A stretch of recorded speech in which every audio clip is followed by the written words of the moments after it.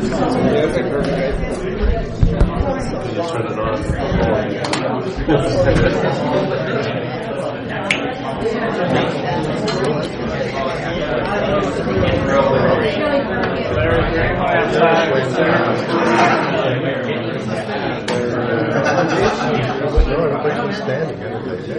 Quite a few people online.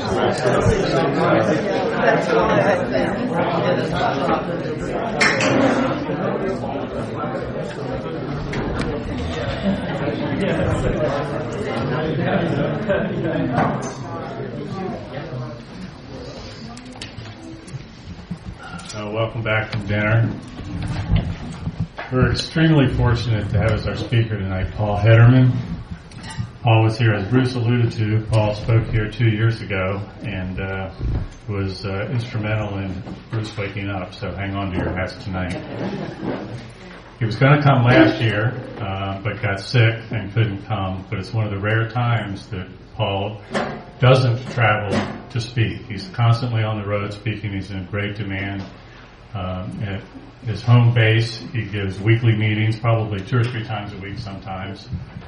He's very active as a teacher, and you can find him on the internet and YouTube and on lots of other places, nevernothere.com, lots of other places with some wonderful videos that I encourage you to check out. His website is zenbitchslap.com, so check that out too. It's wonderful.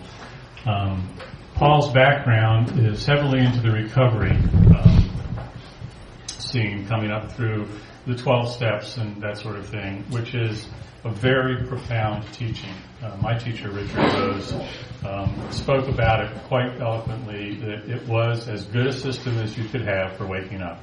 If you apply those 12 steps to the spiritual path, and regardless of whether you're an alcoholic or not, it's as good a system for waking up as there is. And so Paul has, of course, incremented that into his teaching as well. But there's so much more that he has to offer. And as I say, he works tirelessly as a teacher, and we're extremely fortunate to have him put us on his schedule tonight. So please welcome Paul Hederman.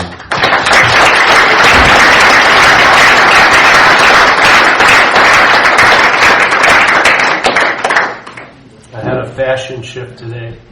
I'm going to start wearing overalls from now on. I can't beat that.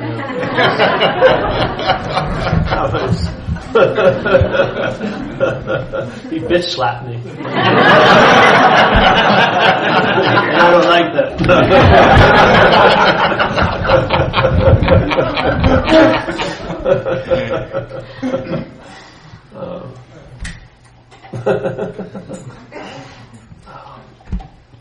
Well, like Bart was saying, I come from recovery AA, and in AA they talk about the root of the problem as obsession with self, or being extremely concerned with you.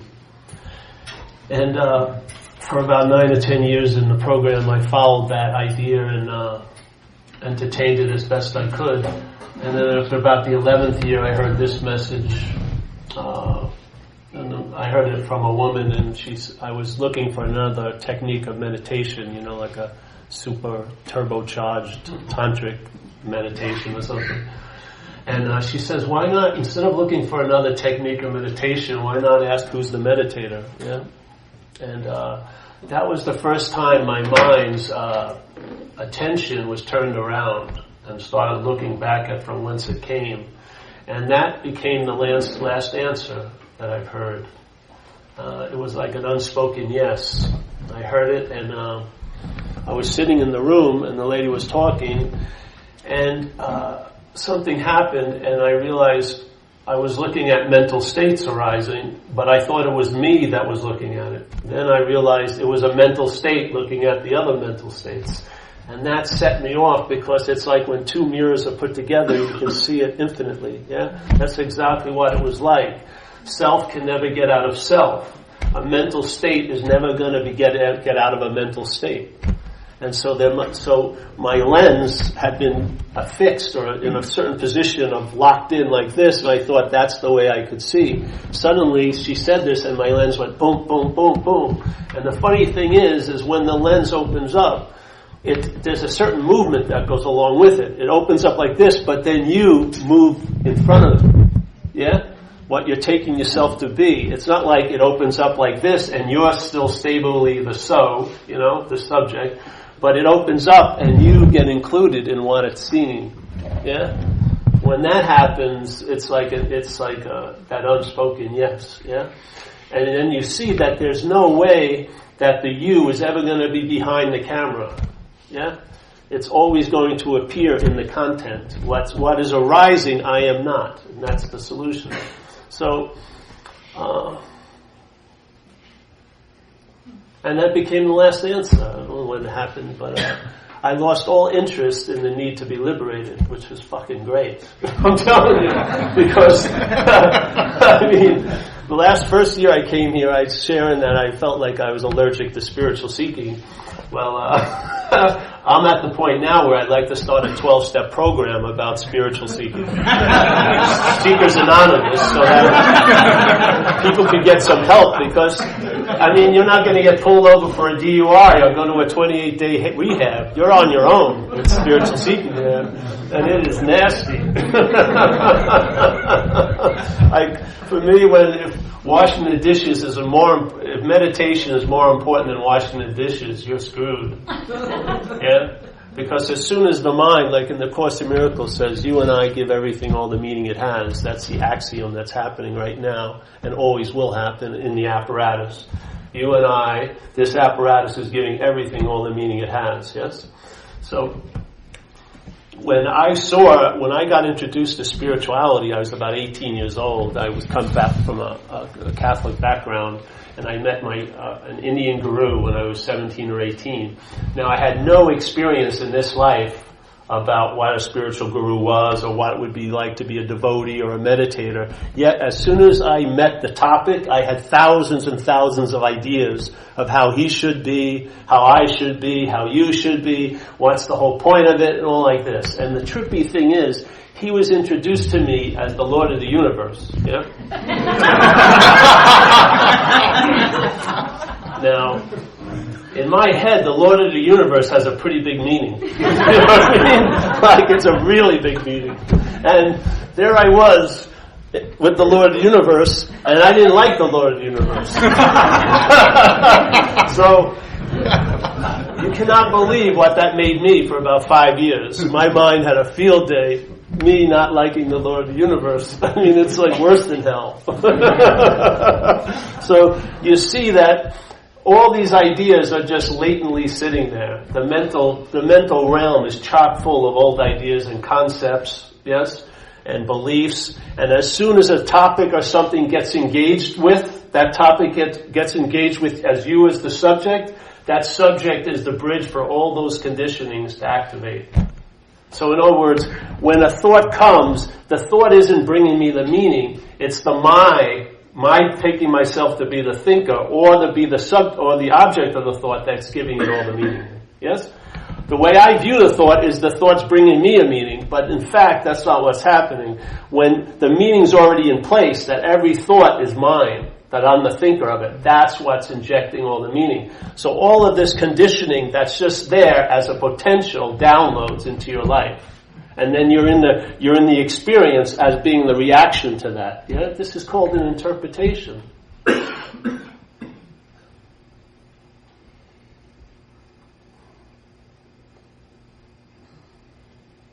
It's like if there took me a second to sit here and get ready, I've already missed it. Yeah.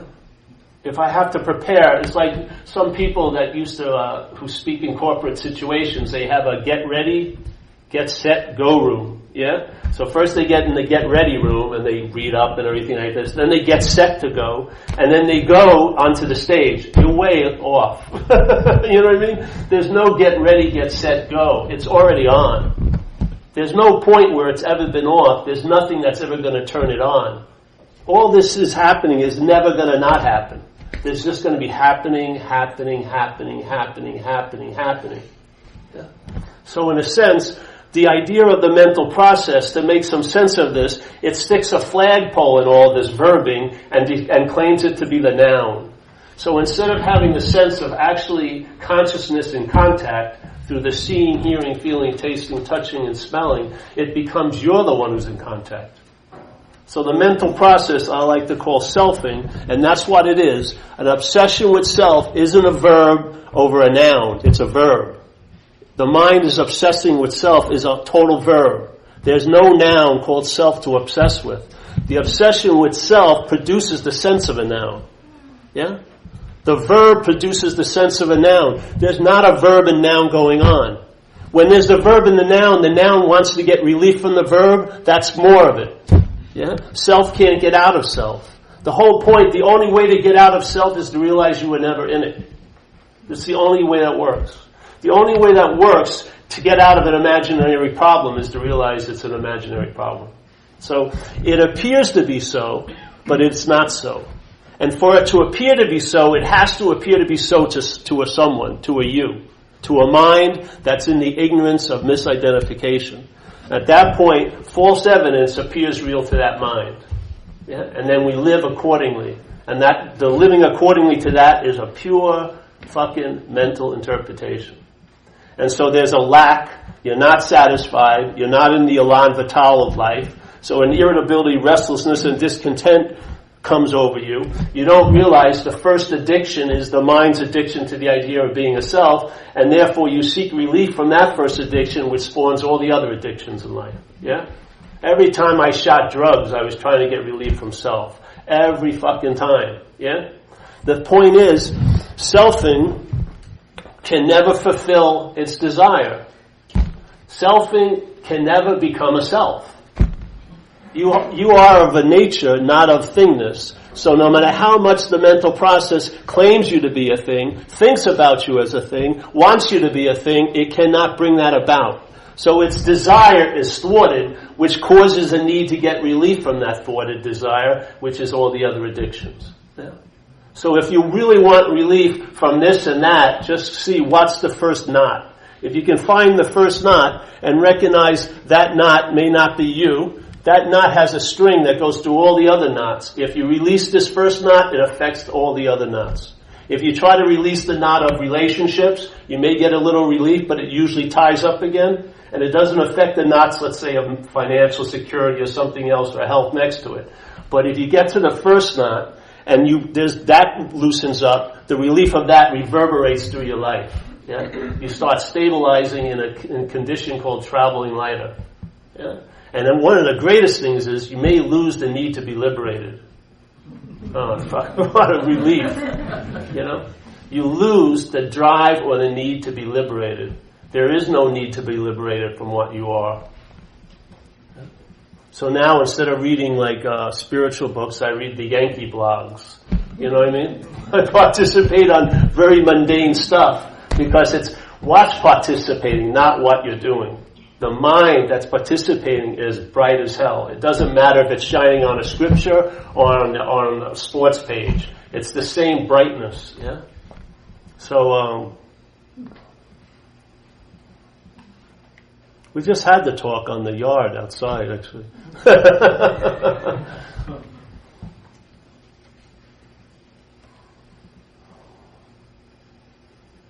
So for me, it was more like it wasn't good for me to hear about the truth, in a sense. It was much better to question who was hearing about the truth. It was sort of like that thing, if I say, hey, you're a lion, let's say, and you may hear the sound, it sounds pretty good. So you hear the message, you're a lion, it's coming at you, you're a lion, you're a lion, you're a lion, but it goes into your ear, and suddenly it's translated into, I can become like a lion. That's not the message, yes? So it's what's more important than the message is the ear that's hearing it. So if the identification as self is established, it's sort of like being on a game board. You're already on square 5. Yeah? And square 5 may want to turn around and try to get back to square 0. Yes? But what's going to be emphasized in every move isn't square 0, but square 5. It's called obsession with self. Yes? But if you're not square 5, what will happen is you'll get a sense you're square 0. And then when you find yourself on square 8 and you're not square 8, you'll get a sense you're square 0. And then when you're on square 20 and you realize you're not square 20, you'll get a sense of square 0. No matter how many squares you think you were getting in and out of, the sense of relief will be the exact same. It'll always be the same square. Yeah? So it's not, the thing is, the emphasis goes off of what you're seeing and goes on the seeing. Just a little bit of a calibration, but when it geometrically progresses in manifestation, you're going to be traveling a whole lot lighter. It's going to be the experience you have, yeah? So in a sense, I feel like I am the seeing of what I'm not, basically, all day. So if I need a reminder, I'm always being reminded by the seeing of what I'm not. Yeah? I don't need to go somewhere to be reminded of what I am as some idea, because I get more out of seeing what I'm not. Yeah? Because the emphasis is on the seeing of it. Not the seer. None of the seeing ever produces a seer. That's just the logic of the conditional mind that sees seeing and always assumes there must be a seer. Or it sees an action and always thinks there must have been a doer of the action. And if it wasn't you and me, it will be God. There'll always be some kind of subject, some kind of noun that did something. When all this thing is verbing, yeah, there's just doing, there's just having, there's just feeling, there's just seeing, there's just tasting, there's just touching, there's just smelling, yeah? Like Buddha said, when you see, see. When you hear, when you feel, when you taste, when you touch. But the mental process interprets it as the emphasis goes on the seer and the seen, doesn't it? You forget, you don't sense the seeing. You don't sense the beingness of life. You sense the topic and the noun of the topic, yes? It's the emphasis on me and you as seer and seen de-emphasizes the seeing. What would happen is, if I saw I wasn't the seer, yeah, what would happen? My interest and attention would leave that and we would go somewhere. I bet you it's going to go on the seeing. Yeah. And that same interest and attention, when obsessed with the idea of being Paul, is driving you crazy at night. That same interest and attention, when freed from that, will enrich your life as you're living. It's just a simple shift. So it's a simple statement. When you see, see. When you hear, hear. When you feel, feel. When you taste, taste. When you touch, touch. That's conscious contact. That's how you know consciousness here. It's through its activity of being in contact with things, yeah? You get a sense of it.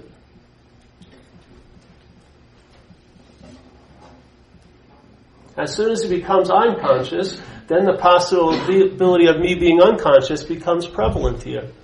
And there's tons of stories right in this room about consciousness taking itself to have an ability to become unconscious, which to me is an impossibility.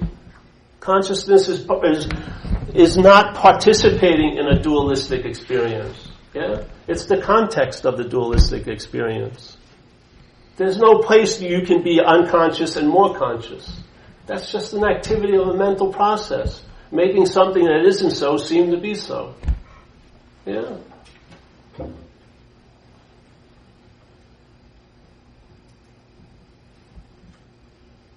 And then that's that, really.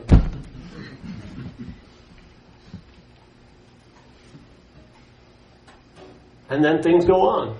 You know? Then maybe you'll find your seat assignment, and it was probably the seat you were in already.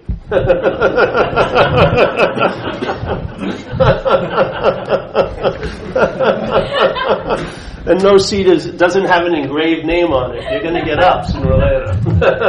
The music always goes on, and then you have to walk around until it stops, and you say, "Oh, here I am again, my new job." So, I was going to try to stop doing the talks, but I was doing a paint job. I used to be a house painter. And I guess I've lost total interest in it because I got fired. So I had to fall back on my second career. I'm not even a good house painter anymore. It's kind of incredible.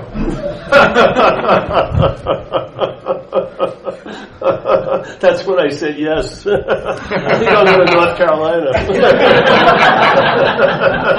Maybe I can rev up my career again. It's a very bad career choice, I'm telling you. Because I should be obsolete to you, really. If I did my job well here, I should be obsolete. Yeah. There'll be a point where you don't need any pointers. Hopefully, quickly. Yeah. So this is a very bad career choice because it's built to fail. I'm actually a success when no one comes. So I'm looking really successful lately. No one's coming anymore. Hallelujah. Oh, it's true. Sooner or later, you got to be a light unto yourself, like Buddha supposedly said near the end of his life. Yeah. Everything else is artificial light. It's actually your own light just being reflected on something or someone else, and you're getting fooled. Instead of realizing you're the source of the light, you think they are. And like an old Zen master said, you can't use the Buddha to seek the Buddha. You can't use mind to seek mind. Yeah. It may work to do and have yourself into a job here, and do and have yourself into that new apartment, and do and you have yourself, but it doesn't work when it comes to being what you are. Doing and having there's no approach to being what you are. There's just a recognition of what I'm not. Because if I'm sitting here, let's say this is a bottle. Yeah, very simple. I can change its meaning incredibly by calling it my bottle. Yeah? As soon as it's called my bottle, this bottle is used to signify the owner of the bottle. As soon as I call a thought my thought, that thought signifies the thinker. Yeah? Problem, my problem, signifies the one who has the problem. The problem is secondary. It's what it's being used for. Everything here is being claimed. Everything brought about, every contact brought about by consciousness is being claimed by the mental process to be used to be a pointer to the phantom, to the false subject. And it's because it's incessantly doing it, it can appear to be so. If there was a big pause, you would see it clearly. It wouldn't take any time whatsoever. When the activity of selfing gets stunned into stopping, there's the freedom right there and then. It is a timeless quality. There's nothing to do, there's nothing to have, and there's nowhere to go, and it doesn't take any time to get there. The pause is an eternal moment. Yeah? Boom. The conditional mind freezes up and the raw mind is noticed. Yeah? The jig is up. It's finished.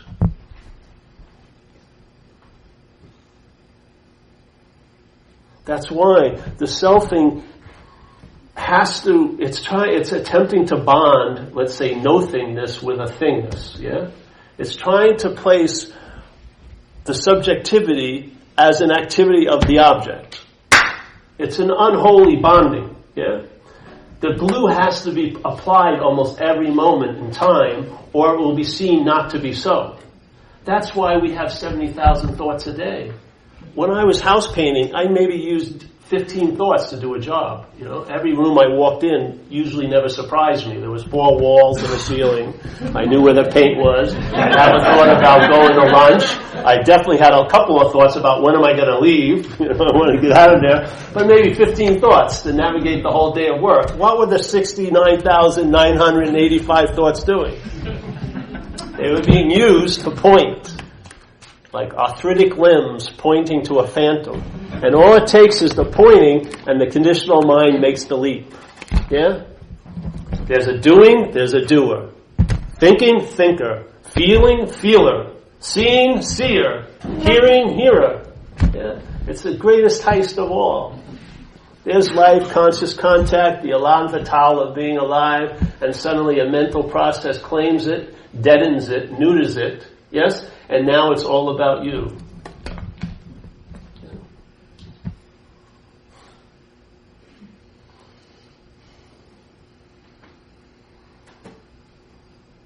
If it's true what they say, that there's this eye looking out of every one of our heads, and my experience is I see this as a you, yeah?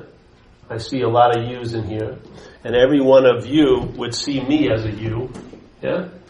Yet, the sense of that would be an I, the I would be seeing this as a you, the I from here would be seeing that as a you, yeah? So there's one I seeing tons of yous.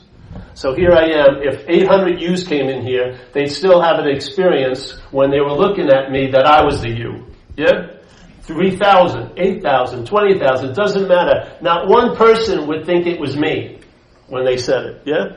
They would always have a very distinct difference. All right, that's you, and there would be the me. Yeah, but the me is the mental apparition. Yeah, it's piggybacking on the I. Yeah, it's piggybacking on the conscious contact, but claiming to be the one who's in conscious contact. So instead of seeing myself as a you, I see all of you as yous, but this you's called me. It's got the crown glory of being the center of my universe. Yes? And it's all I'm going to think about. Yeah. I remember when I went into this drug program, I spent 2 years in it, Delancey Street. 2 years I had to live in there. Didn't have to, it was necessary. And I left them, and after 2 years I didn't really like being there, and I wanted to get out quickly. When I got out, I graduated, I didn't like them, I didn't like their principles, I didn't like the lady who ran it, but I had to admit begrudgingly that my life looked better with them running it than it ever did with me running it. Because they weren't confused. When they saw this, they saw it as a you, a junkie, alcoholic. While they were seeing me as a you, I was claiming that to be me. I'm very special. They don't understand how different I am. I shouldn't be here. You know what I mean? This is the whole dilemma. If you could see the me as a you, you'd be a whole lot better off. Yeah.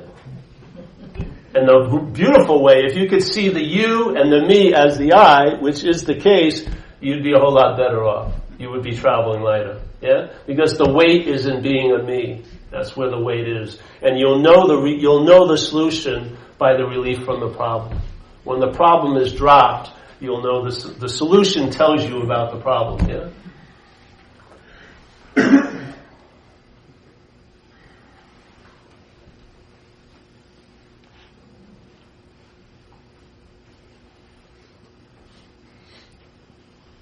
And the selfing will rise and attempt to claim the conscious contact. But in fact, there's no way you can get around it that you have the quality of being able to see. Yeah? You are the context of whatever is arising. What is seeing can't be seen. What is hearing can't be heard. What's feeling can't be felt. Yeah? What's sense smelling can't be smelled. That thing that can't be touched, yeah, that is the context. Everything else is arising in it. Yeah?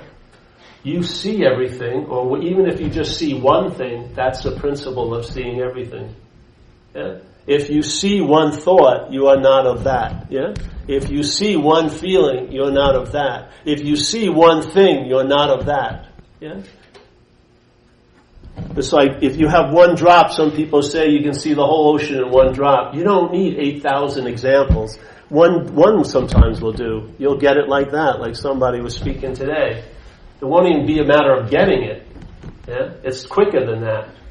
It's timeless. There's no process because it's not of time. So when people share, it just happened like instantaneously, that's as close as they can get to describing a timeless solution. Yeah? Because it doesn't have any remnants or any taint of time whatsoever.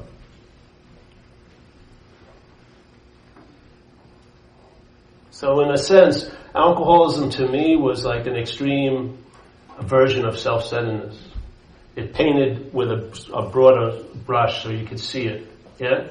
And I used to think I was really motivated to speak at AA meetings, but when I started coming to like these types of meetings, I felt like, you're all fine, basically, Why don't you just go help somebody else? I still think that's the best advice. A lot of times we're too obsessed with getting better. We should see if someone else is getting better, It may help us more. So a lot of times I would tell people that come to meetings, I say, I don't think you should come back this afternoon. Why don't you just go to a soup kitchen?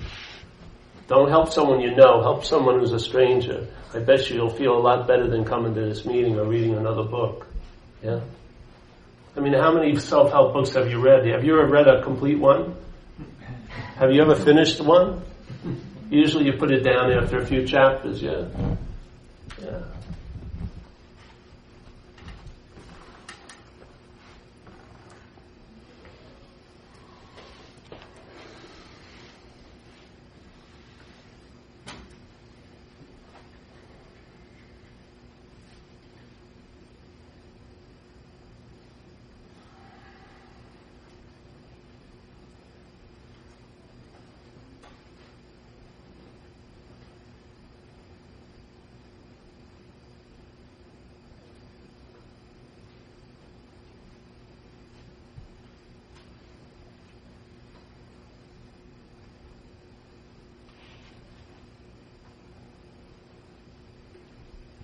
Any questions today? No? Oh, all right. Yeah. Too bad.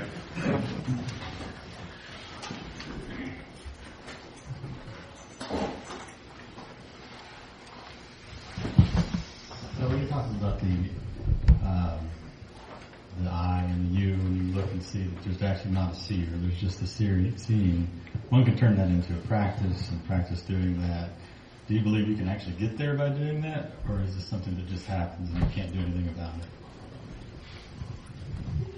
It doesn't matter what I believe. It matters what you believe, really. If you really feel like you need to do a practice, you better be doing it. You know? If you really think you need to do something, it's probably wise to do it. In other words, like in the Course in Miracles, they talk about levels, yeah? So let's say on one level, your house is on fire, yeah? And then you want to go to a level, let's say another level that says there is no house, but your arm's burning. So it's much better to find a pail of water, yeah, than to try to apply this level answer, there is no house and there's no me, because you're fucking burning, yeah? So to be clear about where you're at, or where you seem to be at. There's no one there, but where the mind is at, and then be appropriate. This is flexible. There's no rigidity to it. It's more of like an economical paring down. You're much more flexible. You can spin around on a dime because you're not fixated on any position to be right or wrong. Yeah. So if your house is on fire, a lot of people come. They don't want to do the 12 steps. They want to, go right to there is no alcoholic. It doesn't work out well for them, or for the other people that know they're an alcoholic. But I met a lot of people in Buddhism that they're still alcoholic Buddhists. Yeah, they try to do Buddhism to get out of alcoholism.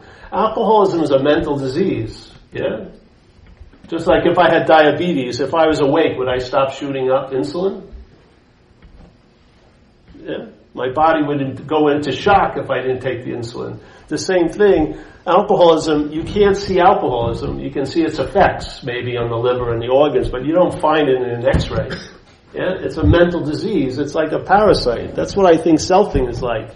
I think selfing is a parasite, it has a parasitical tendency.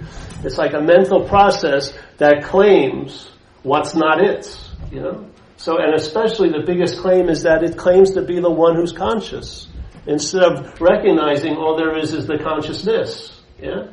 Instead, it wants to place itself in that position, and then claiming that what happens is what's always so gets forgotten, and false evidence starts appearing real.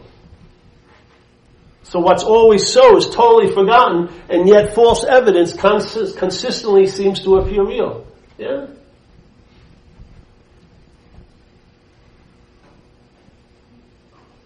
It's just follow back. See if you can get to the point where there's anyone behind the scene. Yeah. Seeing is is a verb. It's a manifestation of consciousness here. It's seeing. It's in the act of seeing. Yeah? That's it. As soon as it's like this, here's the seeing going on. Here's life's not happening to you, it's just happening. It's a beautiful way to travel. Once it becomes life's happening to you, that you now gives it all the meaning it has.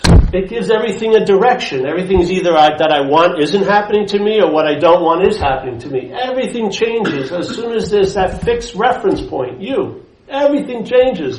It's sort of like water, and water's just moving, and suddenly you put a rock in the water, and now the currents of the water change, because now they start going around the rock, yeah?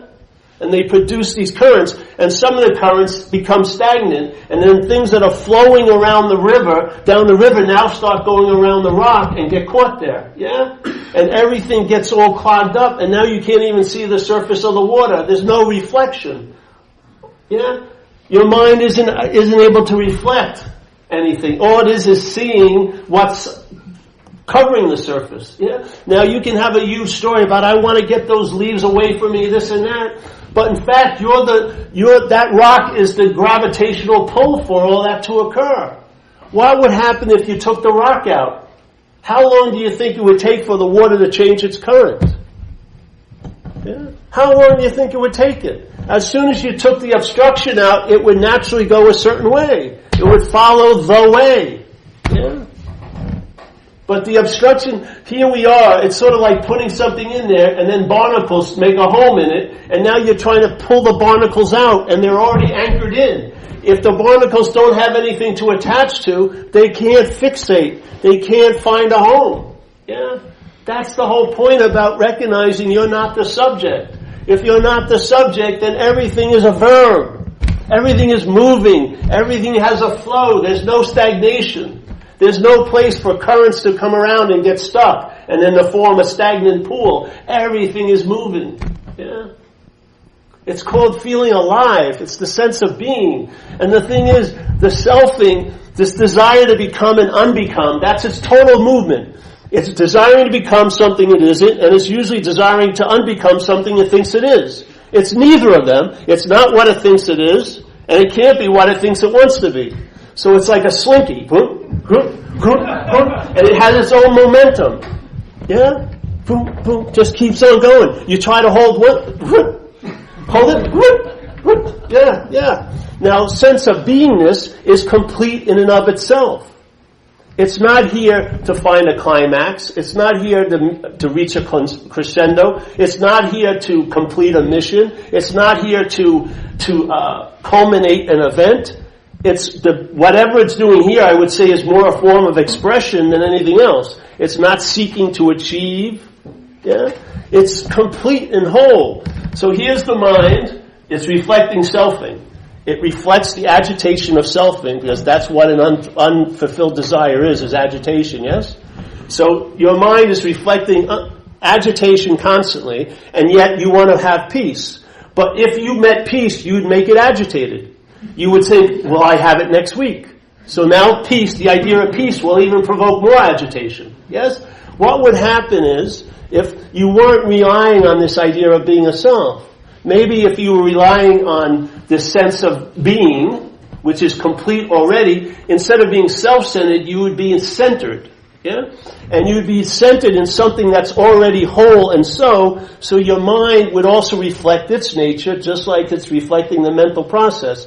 It's getting agitated by its reflecting the mental process of selfing, and it will actually mimic the peace and the clarity and the spaciousness it reflects when it has free, unfettered mind. Yeah? It's just like everyone in this room has faith. Everybody has faith. Faith finds manifestation here by the vehicle it's put in. So let's say you have faith in the thought system. That thought system that's driving you crazy. The only reason why it can drive you crazy is your faith in it. Yeah? The only way what's not happening can produce an effect now is you believing it's going to happen or it did happen. Yes? You and I give it all the meaning it has. Every time. All the time. So here's the mind reflecting the agitation of selfing, taking it to be that so it can't get its eye off of it. Yeah? What would happen if you entertain, hey, I may not be that? You're going to lose interest in it. Just like if a woman I wanted to have an affair with, which I don't, right, was in the other room, and I'm afraid to ask her out because I'm really afraid of rejection, so I want to play my bet, in a way. So I'm trying to hear what she's saying, so if it's about me, and she says, oh, I really like that guy Paul, there's my in, So I'm supposed to be doing this talk, but my interest and attention, because this is more meaningful to the selfing.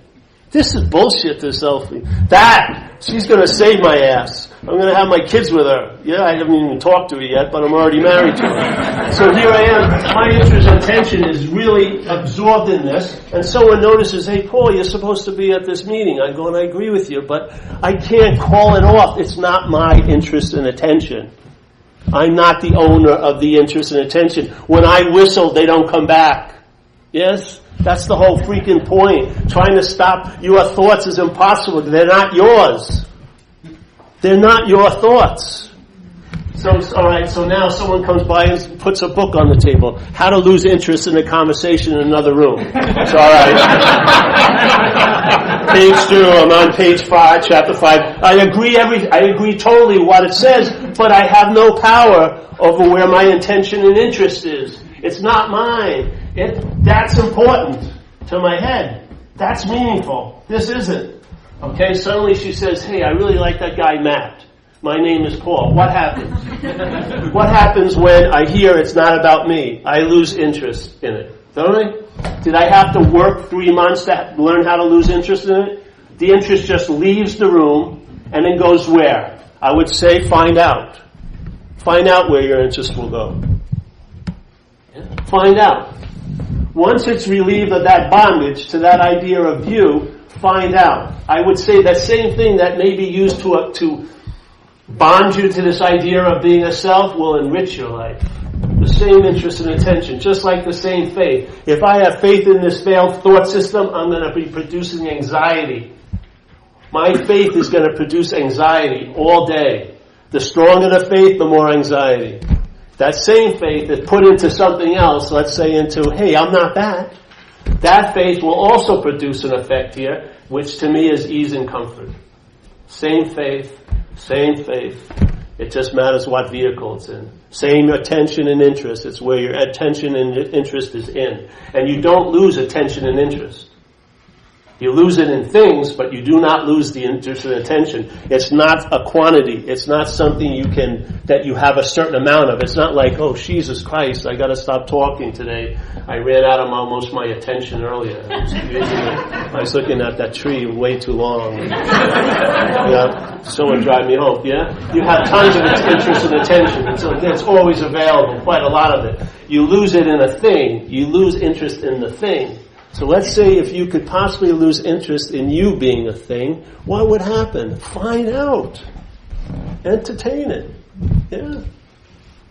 I don't care about awakening enlightenment. I care about traveling lighter now. I want to have an ease right now on Friday night. What night is it? Saturday night. I don't care how it's going to be next week. Now is the primary importance. Yeah? Because it's obvious everything else isn't happening. Yeah. So this is the point. And I don't want to put it off any longer. I don't want to have the sense, when you're relying on self, the sense of being okay is put into time. I will be okay or I was okay. And both of them are used to beat the living hell out of you right now. I was okay, why am I now?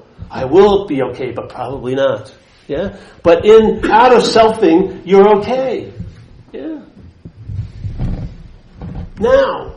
And of course the now isn't based on circumstances and situations, so you're okay. How about starting from there?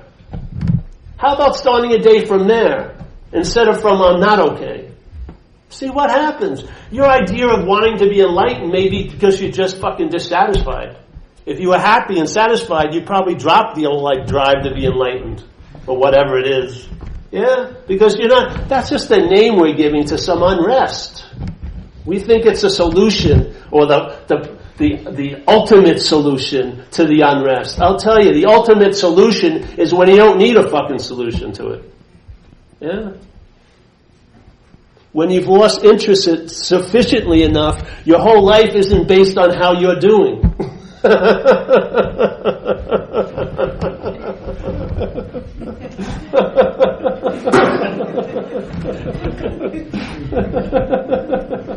It's a shock, I'm telling you, but it's really good because it's, you're waiting to have an experience of your own absence. It's not going to happen.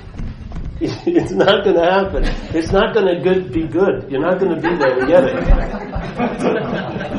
It really isn't. I mean, the only way you could actually leave the idea of being a self is to entertain it's not you. Because when the sirens of Ulysses start calling you and you look back, you turn into stone again, in a way. If it's not about you, you'll just keep walking. Yeah? The system is parasitical. It's going to pull out all the big guns if it feels like a real threat. If you're searching for something, it's not feeling a real threat. It's when you fucking stop, when you really sit, When you pause, then it gets really worried because it knows that's where its absence is obvious. In the pursuing of getting away from it, that is a field day to it. Yeah, it's like a predator. It has you by you moving away from it. It's not like a predator in a jungle where they grab the neck of the prey and they rip it up. This predator, this parasite, has you by you trying to get out of it. Yeah. But you trying to get out of self, that's being in self, in a sense. If you study how to get out of self for 2 years, isn't that obsession with self?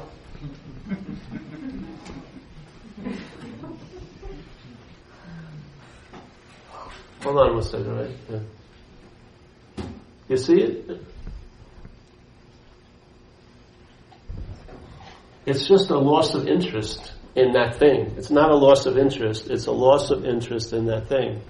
You're hearing the self thing, but you're not listening to it anymore. You're hearing it because you're conscious, but there's no intent in it anymore. You're not listening to it. The intent is changed. Yes? Yeah. It seems like our location fosters a sense of self, like that we have a location. It seems like yeah, sure. Location. How do we lose interest in that? Do you have anything to say about that? I think I just did for the last 45 minutes. So no? Maybe entertain it's not you. Yeah? Not deny it. Don't do anything like that. Just throw in a little bit of a suspicion in it that it may not be you. And if it isn't you, you'll lose interest in it. Seriously, that's what I found. It worked in my little laboratory of my own life. I don't see it as very unusual. The way self-centeredness is built is it loses interest in things that aren't about it. It's just the way it works. So, if you can use that on self, then you'll lose interest in the center of that system, and the system will start losing its influence, yeah? It'll diminish from the center. When the center drops out, yeah, the whole system changes. So a thought is seen as a thought. It's much easier to travel with a thought than my thought. My thought's a lot heavier, aren't they? It's like we used it last time I was here. Money, put money up there. You look at it. If you don't have money, it has a meaning, right? If you have money, it has a different meaning, doesn't it? With health. If you're not healthy, it has big meaning. Maybe you're healthy, you feel a little better with the word. Then relationships. Now you weigh them. Alright? Money, health, relationships. Now add one little word and tell me it doesn't change the weight. My money. Yeah? My health. Huge. My relationships. Fucking books are written about it. Yeah? The my is it. The my. The act. It's not, you're not identified as self. There's the act of being identified as self. Yeah? And it's not the act of being identified and then as self, it's the act of being identified as self. It's a verb. There's no self.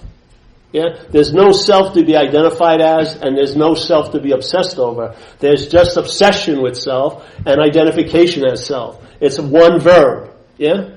When the verb is bought by the mind, then the sense of being a noun arises. Yeah? Once the sense of noun arises, everything is given name and form, everything's split into subject, object, and then the world revolves around you.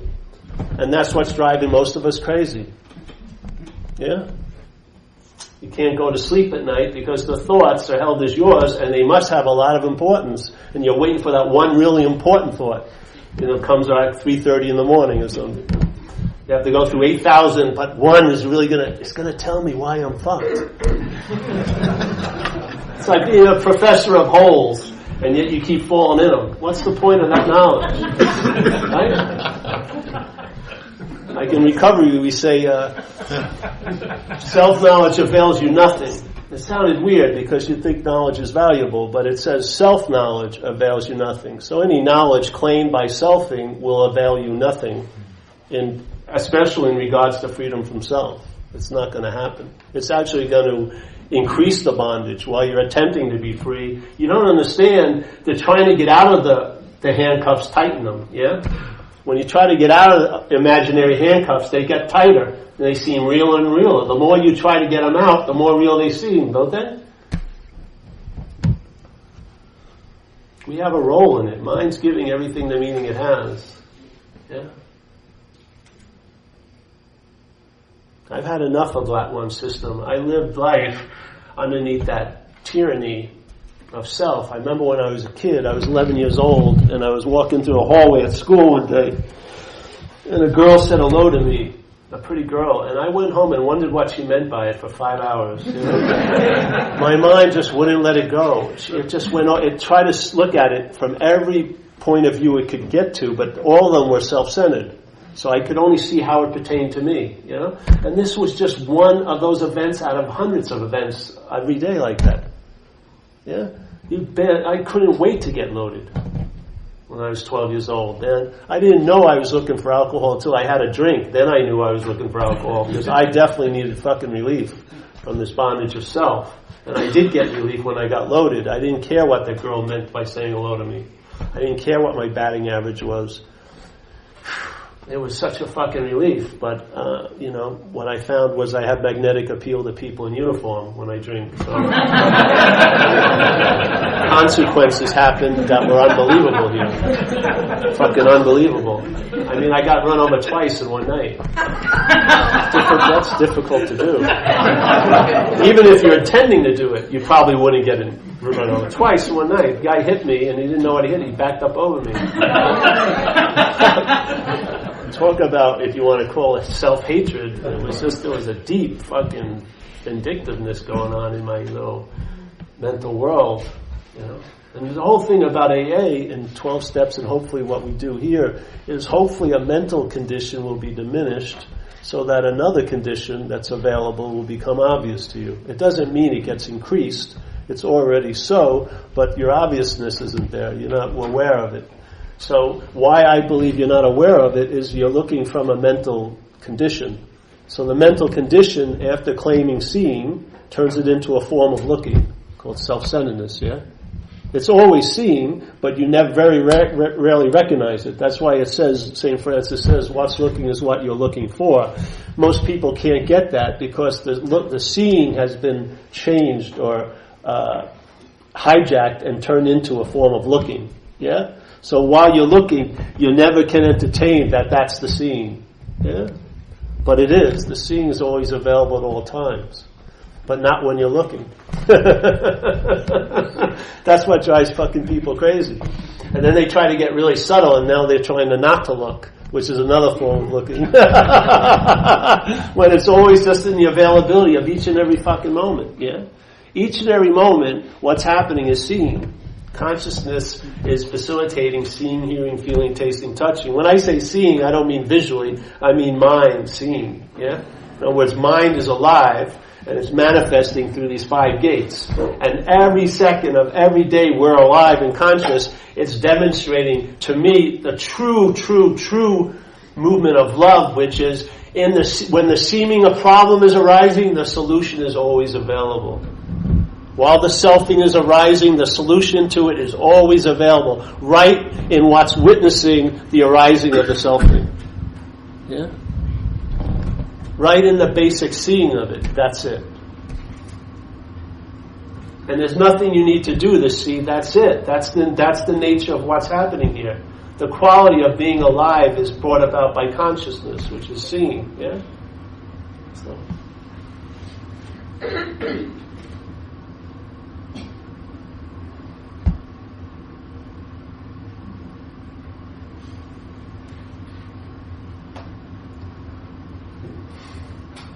It's like this. It's like, you ever see at night when the moths are going for the light? Yeah.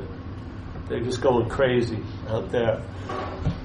And yet, what would be the solution? Get the zappers or stuff like that? Why not just take the light bulb out? Yeah? Then the moths would be set free in a sense. So here we are with this idea of selfing. The mental process is placing you like that light bulb.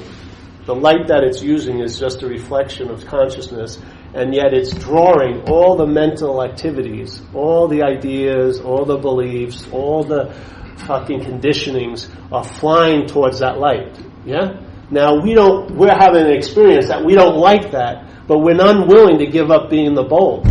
Yeah? If the bulb is in place, it's just like the gravitational pull to the moth isn't the moth, it's you. Yeah? It's what the mind is identified as. And the beautiful news, if it's you and you're not that you, that's pulling out the light. Yeah? Then everything that was driving you crazy will expand and leave its orbit. Yeah? Because it's your little planet Paul that's holding it in place. Nothing's fucking driving us crazy. Everything is being facilitated to produce the effect of driving us crazy, to reflect the sense of being the you that's being driven crazy. Yeah? That's why a lot of people have trouble giving up the stories, because they are the story. And then, like this, in AA, there was a great story about a woman who she got sober and she realized if she didn't give up her resentment, she was going to drink again, and that would be death, in a sense, to her. So she had this resentment towards her mother that she thought for years that she'd do anything to get rid of. But when she got a little clearer in the program, she realized that that resentment towards her mother was like the golden cow. It was her excuse for all her failed marriages, for her not going to school, for like this. She was never going to let go of that resentment. It was being used too much. That was an incredible insight. Yeah, that's the whole point in Buddhism. They use a term called cherishing of self. The mind cherishes what it's making. Yeah, it's cherishing it. The cherishing is being expressed by interest and attention. Yeah. Drawn to it because it believes that it's that, yeah, or wants to believe that it's that. If it can be questioned and seen as not that, your interest and attention will withdraw. Yeah? The lens will open up. Yeah? Like this, like that. What you thought was over here will be seen to be in here. Yeah? And after a while, instead of the attention being on what's being seen, it will go to the what's seen. And there's your freedom. Freedom from what? The bondage of self. Yeah? Once the mind gets it, have faith in mind. Have faith in it. When the conditional mind comes up with its butt, which it will, if you hear it, if you don't listen to it, you're immune to it. Yeah? You stay in the stabilization of what's so. So your traveling lighter stabilizes, and it's a nice way to go, you know. Yeah? You'll be amazed what you'll lose interest in. Really. Yep.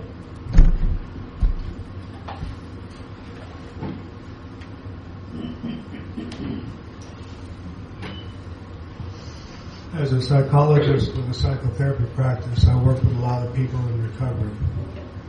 This might be an LA phenomenon, but it seems to me that the spirituality of the 12 steps is largely lip service, at least the way most people practice it. You know, the 11th step is the forgotten step. It seems to me that the way the 12 steps is being operated these days, it's become very psychological. There's lots of psychobabble going on. Could you talk about the 12 steps as a spiritual practice, please? I thought I just did again. I don't know. Well, for me, it's not really a spiritual practice. What it is it diminishes a mental condition. Yeah? I don't think you need to have... I think spirit's fine in and of itself. I don't think you need a spiritual practice, really. I would just question the mental condition. When the mental condition diminishes, then that spirituality, quote unquote, that you're trying to get as a mental condition will be seen to be obviously so. Yeah? To me, that's the real spirituality of the 12 steps. You know? Yeah. See, for me, the 12 steps, the important thing was that it diminished my mental condition. That's what happened. There was a my life was totally dictated by a mental interpretation. Yeah? I felt like I was in an aquarium my whole life, like with a big thick glass. Either I was playing the role of the fish or I was on the other side. Always observing. Yes? What happened is with the steps it diminished that condition, and then the spiritual condition that was already there became obvious to me or to my mind. Yeah? And that was the clincher. Once the emphasis shifted enough from the mental condition, the spiritual condition maintains itself. Yeah. Like it says in our program, the daily relief is contingent on the maintenance of our spiritual condition. Well, I believe if you are spirit, that's the highest form of maintenance. Yeah? If you're practicing it as a mental condition, trying to practice a spiritual thing, right? To sort of infuse the mental condition with spirituality, to me that's baloney. I much rather see I'm not the mental condition, the center of it, which is the idea of being a self, and therefore what's so reveals itself. Yeah, I don't get to what's so by thinking about what's so. I get to what's so by realizing what's not so. Yeah, I don't have to get to what's so. It's the realization of what's not so. That's what's so. Yeah, it's the seeing of what's not so. That's it. There's nothing more I need to do after that. Yeah.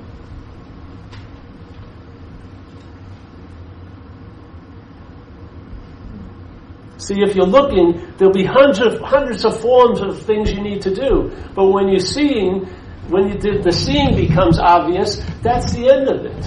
Yeah.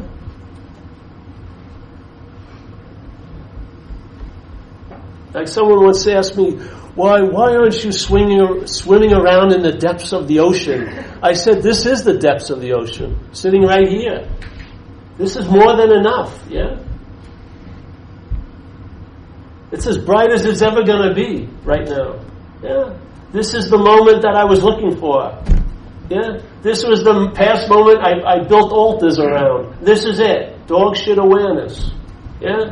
On this, incessantly on. It has a big impact, I felt, at least with me. I was looking at it as a goal. I didn't realize what was looking for it was the problem. Yeah. So every goal it went for was already destined to fail. Because as soon as I arrive at a place, it's sort of like this thing I used to use, the here-there thing. So here I am in my little room. And I have a really nice apartment. Everything's fine. I'm enjoying myself. And I'm looking at a magazine. They have a nice, beautiful layout, color layout of a couch.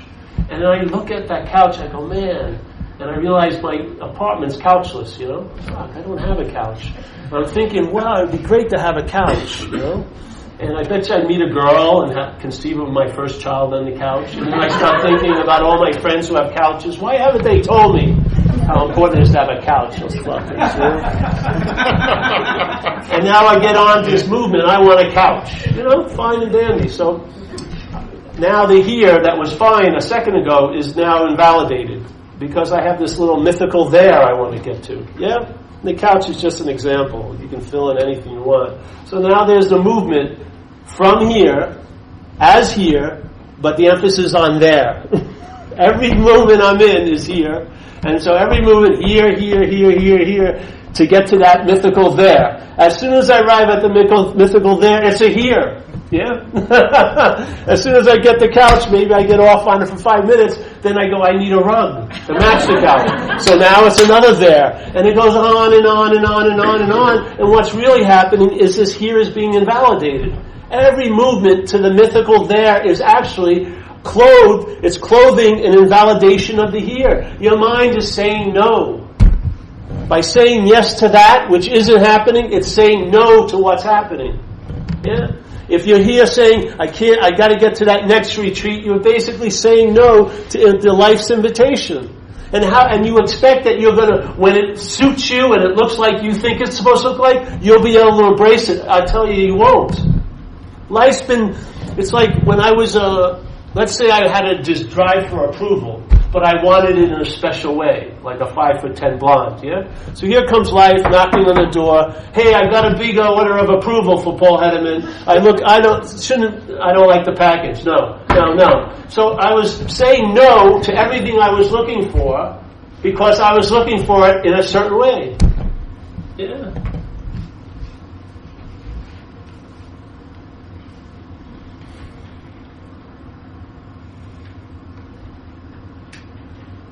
If I had a sword, I'd cut my head off first, then everyone else is in this room. A mythical head, I'd just go, oops, sorry, you know. Sometimes it gets to be that point. It's like everyone, I really like the feeling I'm having now, but what's going to happen when I go to work again? You see? The whole world starts after the word but. Everything starts there. Everything is fine, but, and then it goes. Yeah. How am I to just let it be the way it is? Do you feel quite all right now? Far out. Yeah. What more do you fucking want? Well, I want it to stabilize. Well, wait and see. Just enjoy it now. But I want to enjoy it in a stabilized form.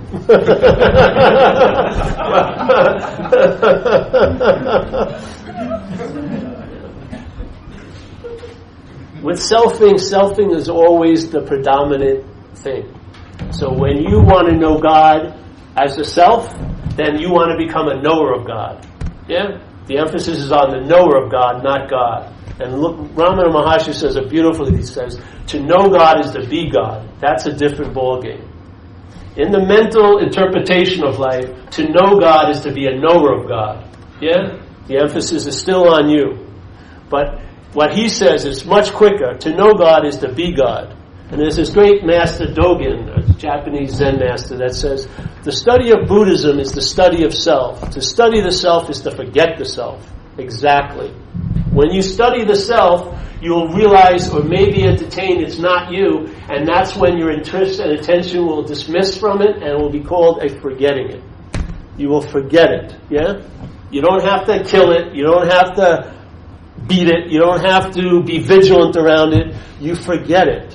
You lose interest in it. So to study the self is to forget the self. Yeah? To study God is to know God. Yeah? And therefore becoming a knower of God. That's not forgetting the self at all. But to study the self is to forget the self. That's the beauty of it. Yeah? Because if it all distills into I'm not that. And if it's not about you, your mind will lose interest in it. I'm serious. I've seen it. Yeah? Then you come back next year, you'll probably feel a lot later. Probably you won't come back.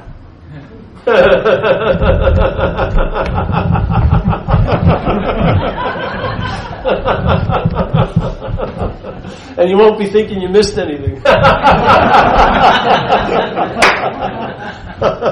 That's what happened when I first started. I started to entertain this idea, and then people would call me up. Oh, you missed a great teacher. He was in town, and I didn't miss him. I realized I was in the exact same state before I went there, while I was there, when I left.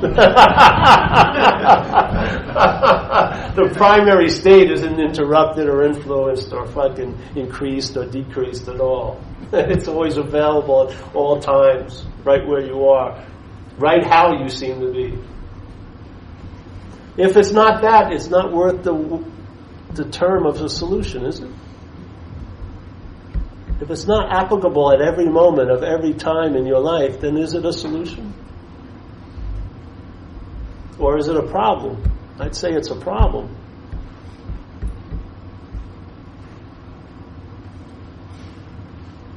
In a sense, you become irrelevant, and that's the greatest news of all. Not meaning irrelevant, you become irrelevant as the doer and shaker. It's not because of you that everything is bright.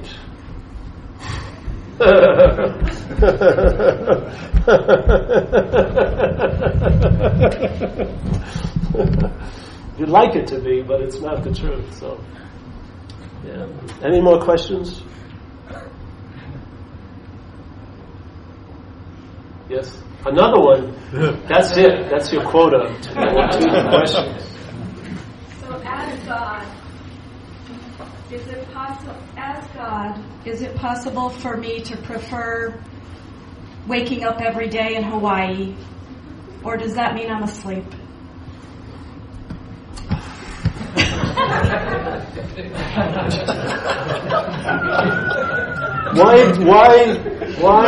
Why do preferences imply that there's one who has them? Why can't they just be preferences? Why does the logic of mind always takes everything and make it into something? So if a preference appears, there must be someone who had the preference. And then all the opinions about what is someone who has a preference, what is he really like spiritually? If he had you know what I mean? And then selfing just riffs, doesn't it? Once the claiming occurs, once the selfing claims, it just multiplies. It just spawns more of itself. Yeah? So fuck, you'd be crazy if you didn't want to be in Hawaii. Shits. Yeah, I have a preference. I have a preference that I'd be surfing in California right now. But the fact is I'm here. And the fact is undeniable. Yeah? And so it's an easy thing to relent to because it's undeniable. I'm here. That's all I need to know. I know what's not happening. Anything can happen in what's not happening. Anything. Anything your mind can imagine can seem to be happening in what's not happening. But there is something called what's happening. And it does have a one quality what's not happening doesn't have, which is it's happening. But this one quality can produce an immunity to all the possibilities in what's not happening. The one recognition of this one quality that it's happening is a foolproof immunity to all the effects of what's not happening. I swear. The recognition that this is happening is the foolproof immunity to all of what's not happening. Yeah? If you don't know what here is, you'll mistake there to be here. You'll take every fucking mental there that is presented and you'll think it's here. And if you take all those theirs and think it's here, you're going to have probably an addiction to get out of here. Yeah? But the here you're trying to get out of is a mental here, all made up of there and then. And the real solution is this here, the manifested here. And this is the last place an addict looks. The place he wants to get out of is this here, but it's not this here he wants to get out of. It's this here he wants to get out of. And this here is there and then. There's not a fucking moment in the mental realm. It's all infected with time. It's always about yesterday and tomorrow. And you damn well want to get out of that. Yeah? But if you can just sense a simple quality, this is happening. Yeah? Like the guy with the overalls said, this is an obvious thing. This is happening. That's more than enough to give you an immunity to what's not happening. And if you don't believe that false evidence, if you don't believe it can only appear real to you, it can't appear real, it needs you to trigger the sense of its reality. Yes? You're the active participant in this dream. So there's false evidence happening. Oh, I'm going to have cancer 3 weeks from now. Yeah? That's false evidence basically right now. But it appears real. How can it appear real if it's false? It can appear real to you. Because this place is all seemingly so. Everything appears to be true or false to us. We give everything all the meaning it has. Everything appears to be true or false to us. One day, if I'm in bad condition, something's a big problem. The next day I'm in good condition, it's not a problem. The next day I'm again in bad condition, it's a problem. What is it? Is it a problem or isn't it a problem? It appears to be a problem or not a problem to me. You play a huge role here. This is the true responsibility. The true responsibility is we're the dreaming of this dream. We're not the dreamer of it. We're the dreaming of it. Yeah? We're the dreaming of it. Right now, everyone here is having what you call a subjective experience. Everyone has a different meaning. We have the basic meaning, this is a tea, but everyone's having different recollections of this tea. Oh, I sure wish I had that tea. Yeah? Everyone is provoking an experience based on a peculiar point of view. Yeah? Now, if you've been force-fed self-centeredness, the sense of okayness is shot up in time. It's never about being okay now. I was or I will be okay. You know?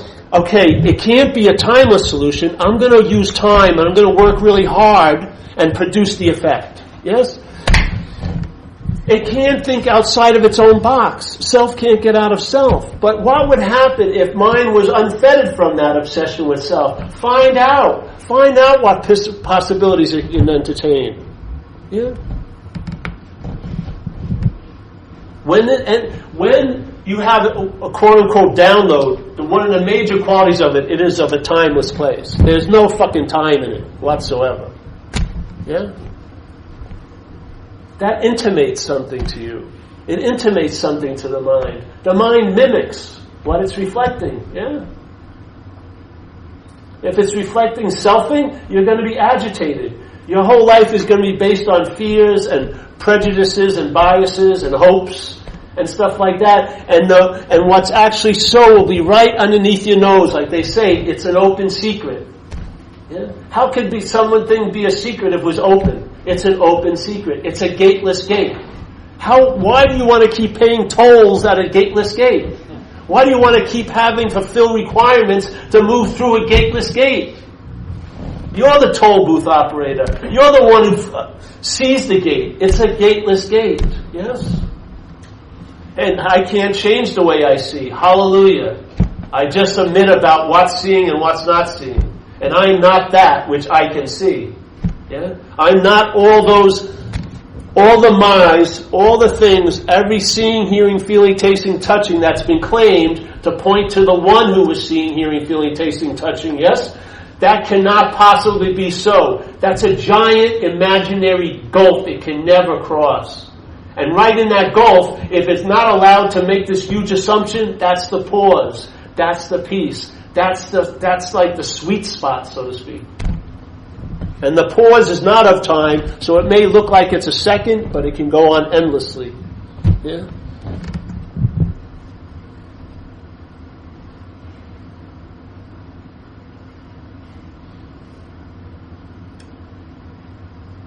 So first of all, I'm not a teacher. I'm an inviter. Yeah? I'm an inviter. I wouldn't, the only thing you can teach is about what you're not. You can't teach about what you are. You can teach about what you're not. Every quote-unquote non-duality teacher should be a duality teacher. They should be teaching about duality so that you'll realize that non-duality is a negation. It's not anything else. It's not two. Yeah? It's not saying it's one. It's just saying not two. Yeah? So if anyone who's worth his salt as a teacher is a teacher of duality, so that duality can be distilled into not two. There isn't a duality. It's just an appearance. It's how mind is dreaming here. Yeah? So I'm humbly just an inviter. And like, in a way, you've been served like a spiritual subpoena. My job is over. I'm like a mailman. I don't want you to follow me home. I just drop the letter and then I go home and do what I'm doing. You know? Because I have faith in you. I have faith in the mind. You know? All you need is a possibility maybe. All you need, the mind can entertain. It's unbelievable what it can entertain. Yes? If in selfing, it will entertain that one of my legs is shorter than the other for hours. Yes? Can you imagine if you released it from that bondage and let it entertain its own nature? What would it ever get bored if it was seeing into infinity? Where its seeing never touched upon an object, it would just be infinitely seeing, infinite awareness, just streaming. Yes? Where would it be bored? Where would it get old to it? You ever see when that guy has a Labrador, brings it to the beach, throws that ball? Yeah? That dog's happy as hell, right? The 80th time he throws it, it's still happy. The guy's arm's falling off, the dog still wants to do it. Or you see a little kid comes around the corner, you go, boo! And the kid laughs. And you do it like 20 times. What about us? Oh, I've seen that before. I'm bored already. Oh yeah, I've heard that one before. Yes? Look at the insanity of that mind. That the mind has gotten, the conditional mind is, and it suffers in boredom, incredibly. And yet its own nature is infinitely enthusiastic, you know? Infinite seeing. But our seeing is a form of looking, and it's blind to the seeing. It's blind to it. And yet we're crawling around, picking up old books and old hints. It's so like being in this room. If someone turned the lights off, a lot of problems would ensue, don't you think? If I wanted to get up, I'd run into Luke.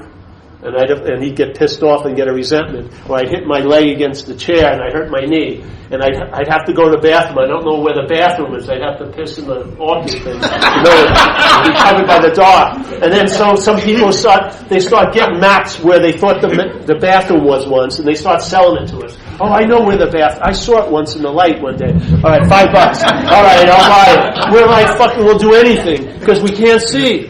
Yeah? And we get, knee pads so we don't hurt our legs anymore. And I have a preemptive apology. If I bumped into you, please, I didn't mean it, I can't see. Instead of just fucking turning on the lights. Once the light is on, what was a problem that seemed so real isn't. Yeah? Because all the problems are based on one fundamental condition, the darkness. When that one condition is relieved, all the conditions that it produced get relieved. Sometimes quickly or slowly, but it's inevitable. Yes?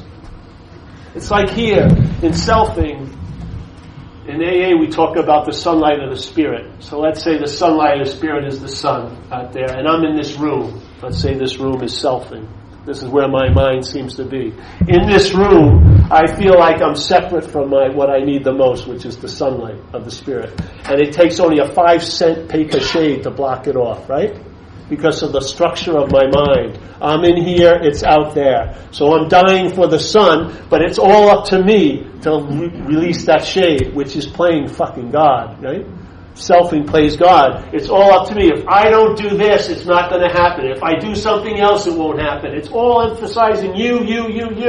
Very little on God. What would happen if your mind could entertain you're not that which is sitting in the room, that you're on the side of the light?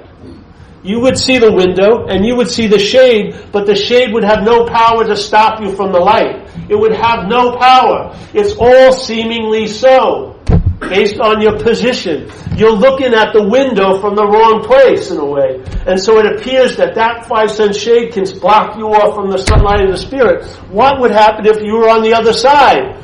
You would see everything just like you see it. You'd see the shade, but it would have no ability to stop you from the light.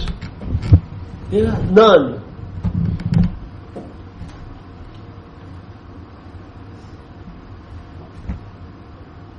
Here you're a beggar.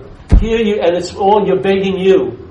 All right, Paul, practice really hard. Maybe you'll get a little glimpse, or you punch a little hole in the shade, and you get a little light. But it's all about you. But it's just like this thing. You could use the sky. There's the clouds. The clouds could stop you from getting a suntan, right? You want to get hit by the light. You've got all the oil, and you got the short bathing suit. It's a sunny day, but one fucking cloud stops it. Shit. Yeah. What would happen if you were on the other side? You'd see the clouds, but they couldn't stop you from the light. Yeah. What is it? It's one position of mind to another position of mind.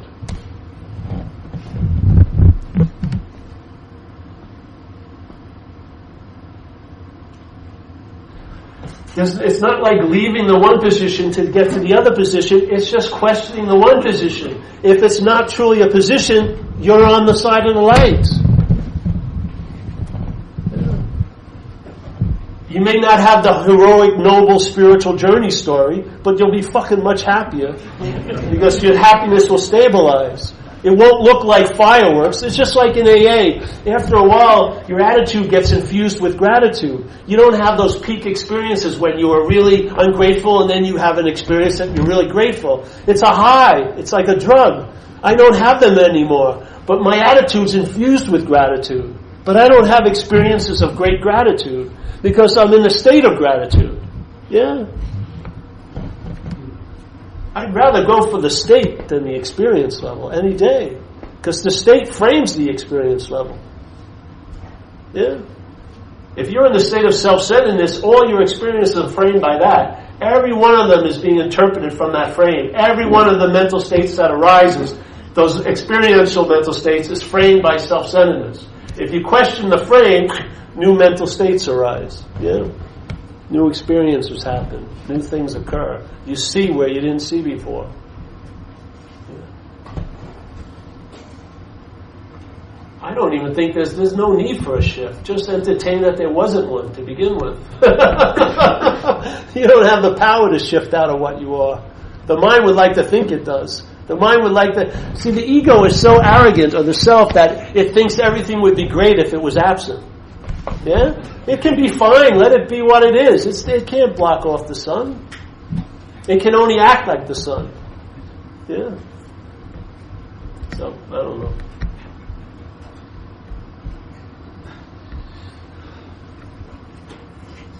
Yes? You mentioned something about studying the self Yes. releases you from the self. No, studying the self leads to forgetting the self. Yeah. When you said that, I wasn't sure what that meant. Is that like self-inquiry? Is that what studying the self is? Well, find out for yourself. Self-inquiry is a good way to go. I don't see, for me, studying the self is, I just learn about, let's say, all the pointing, but there's nothing that's being pointed to. Yeah? I learn about all the claiming, but there's no one who's claiming it all. Yeah? Like the mental process called selfing claims. That's one of its biggest movements. So it claims consciousness, and now it's you that's conscious, yeah? It claims thoughts as I'm the thinker. It claims feelings as I'm the feeler. It claims. It doesn't have life on its own, so it claims one, yeah, in a sense. So when you notice that, when you see that, something occurs that it's not you, yeah? So you're not, all those actions that point to that there's a you, those actions are used now to see that it doesn't lead to a you. There's just actions. There's just claiming. Yeah? There's just claiming. There's no self-claiming anything. There's just claiming. Yeah?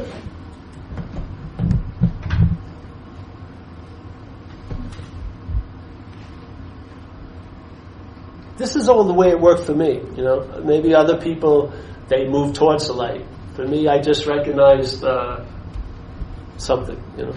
And it just worked for me better. It didn't, that's why we have those Zen bitch slap, you know? Because the other websites are like the eternal present and the beautiful oneness. And I just was so fucking sick of that shit. It didn't work for me. It didn't. It drove me more crazy because what would you do if you thought this was the case and you didn't seem to be in that case? Who's going to be to blame? You are, right? It's going to have something to do with you while you're not in the eternal oneness. I'd much rather question that, who thinks it is out of the eternal oneness, and then maybe it'll be the sense of eternal oneness. Yeah? But it's not like you go to the eternal oneness. You see you're not there, and that's the eternal oneness. It wears better for me. Yeah? Other people have a different approach, but I didn't, and this isn't something I came up with, it's just how it's downloaded over time. This is how I look at it. So I pass it on. That's why I don't like going and hear other people. Like today, it was all right, but I don't want to listen to anybody else because I don't want to have anything. I don't want to take anything from what they say because I'd just rather have this download, you know, in and of itself, no matter how it comes through, because it's not the product; it's the conveyance of the product. It's the energy behind the product. It's the sharing of it, not what's being shared, but the sharing to me is the message. Yeah. That's the aliveness of mind. So,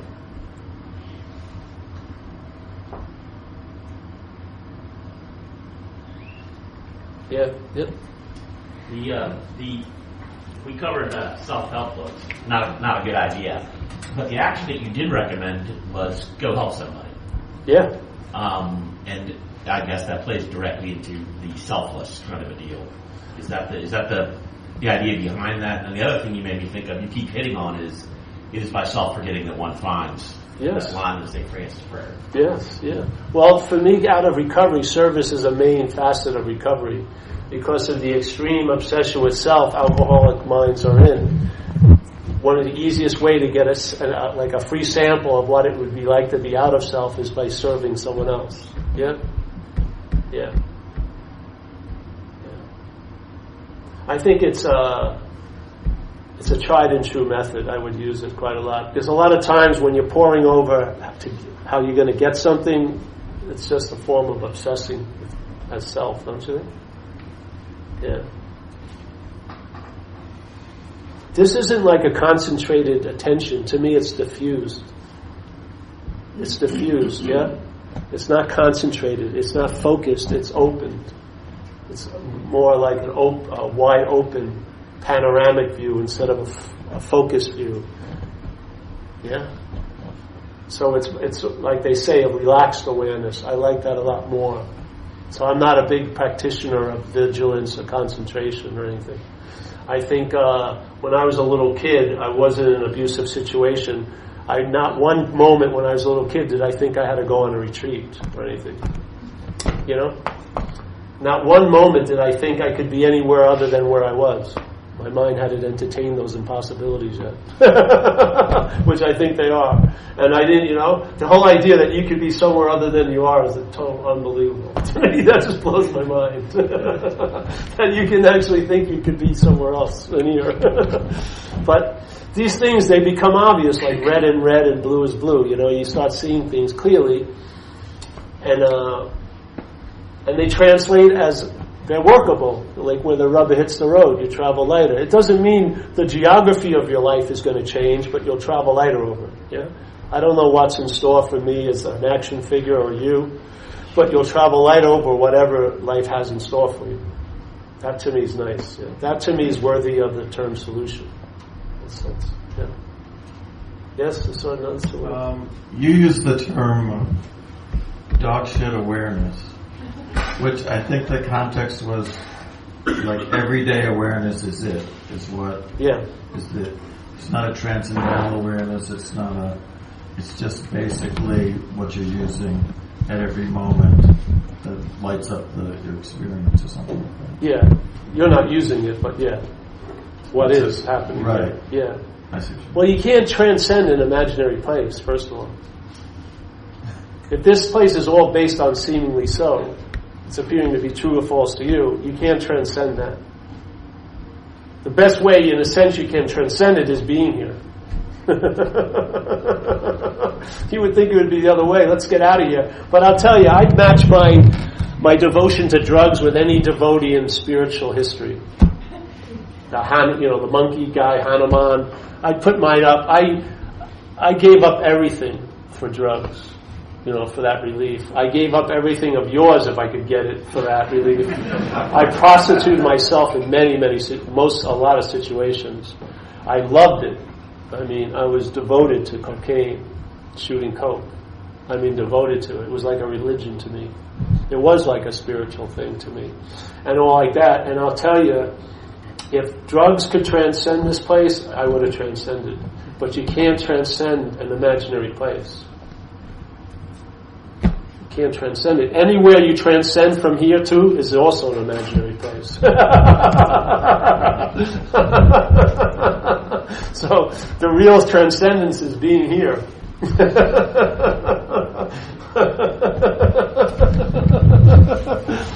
Shucks. I know. I know. It doesn't seem so good. And all the hope sort of shrivels up like a raisin. All your hope of no. When I surrender, like in AA, you think about surrender. I'm on a cliff and wind's blowing through my hair, and I'm giving up all the gold and jewelry I'm throwing in. I'm surrendering it all. What they say in AA, you're going to surrender? Go home and do an inventory. What? Oh yeah, right. Go home and write about what you did. What? That's not how I view surrender. Yeah, that's why it fucking works. It's not your solution. So I don't believe in transcendence. I don't. So when you say this is an imaginary place, you mean you live in a mentally constructed world of values and reactions and conditioning. Well, I'm more interested in what you think it means. So it's an imaginary place. And you just said it, so that's good. Use that understanding. See where it leads you. If you use it, if your house is on fire and you need a pail of water and you start thinking this is an imaginary place, it's not going to probably work. Yeah? You need to get the pail of water. But when you're in the point of traveling light, then you can see, I love this statement, one of my favorite statements. I think I just used it with the Course, which is, you and I are the dreamer of the dream. And we forgot that we were dreaming the dream, and we've given everything we've dreamt the power to affect us. That's the situation here. Yeah? We're the dreamer of this dream. We forgot we're dreaming this place. We've given everything we dreamt all the power to affect us. Yeah? It's sort of like if you were in a dream and there was a tiger in the dream, that tiger would probably scare the hell out of you. Yeah? And you could try to use all the philosophies in the world and read self-help books, how to live with a tiger, and how to be nice to a tiger, how to get on the right side of the tiger, like this. But basically there would be a suspicious or a strong feeling of anxiety, yeah? So why not, but the whole reason, but if you woke up, in a sense, If you weren't the dreamt object, then the dreamt tiger wouldn't scare you. Yeah? It's because that you are taking yourself to be the dreamt object, which is appearing to be true, not so. Then the dream tiger now has the power to scare the living bejesus out of you. So to me, when I hear statements that are principles and then they just expand, I love that, And it happened a lot to me with the Course in Miracles. When I heard that you and I give everything all the meaning it has, that hit me like a ton of bricks, and it explained my whole freaking life here. Yeah, since I was a kid. I saw it intimately. It was like I already knew it intimately, but I didn't know it until I heard it. Yeah, but I already knew it intimately. I knew that my mind was given everything the meaning it had, but I knew it intimately, but I didn't know it. And then I heard it from the Course in Miracles, and then I knew it. And the same thing with a lot of the statements in there. And the same thing with knowing God as being God, and what's looking is what you're looking for. All these very succinct little statements are just trying to save us time. Yeah?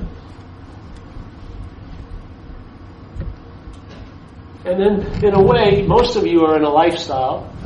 This isn't another lifestyle. This will illuminate whatever lifestyle you're in. Yeah? If you're in SIG, or if you're doing this or you're doing that, the entertaining I'm not that will illuminate whatever path you're in. If you're a business person, if you're a sports person, if you're a slacker, whatever it is, it's not a way to the light. It is the light. Yeah? It is the light. You're activating the immediacy that you are the light. So there's no need for artificial flashlights in this world. You are the bringer of the light. Yeah?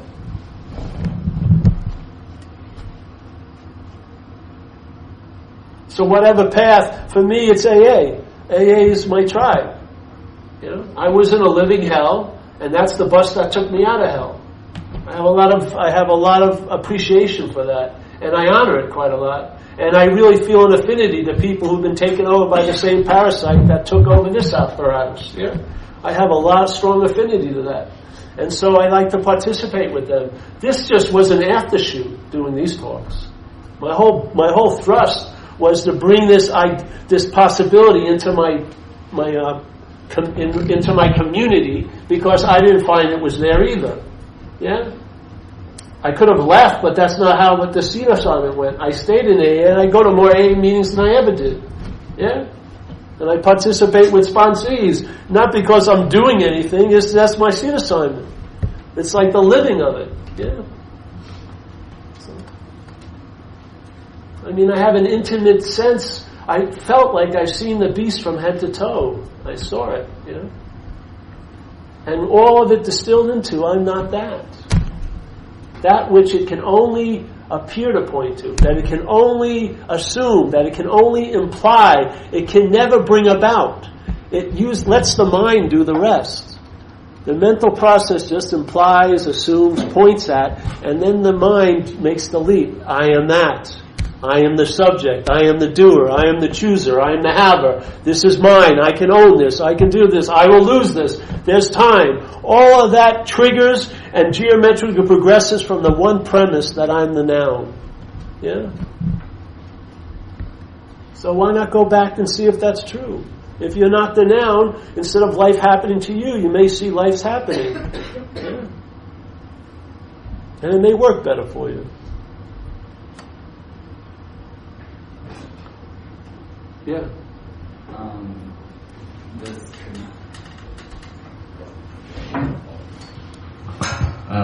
Does commitment apply at all to it, or does that still involve a noun?